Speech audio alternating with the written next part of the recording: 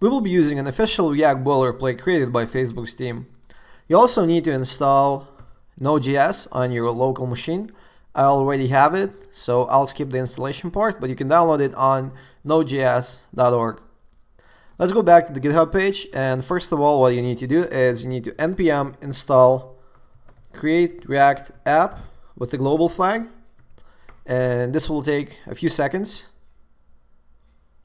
Now that we have it installed, you can go back to create React app GitHub page, scroll down a little bit, and here you can see the quick overview.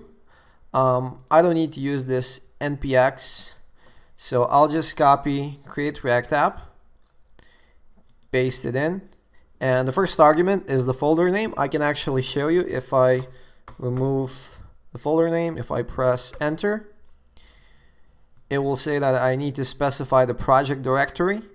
For example, create React app, my React app, and I'll do just that, and I'll name my app TV series app. So this will probably take a while, a minute or two. Now that our app has successfully been created, I'll change directories to the TV series app, and I'll type in npm start, press enter, and this should spin up the development server.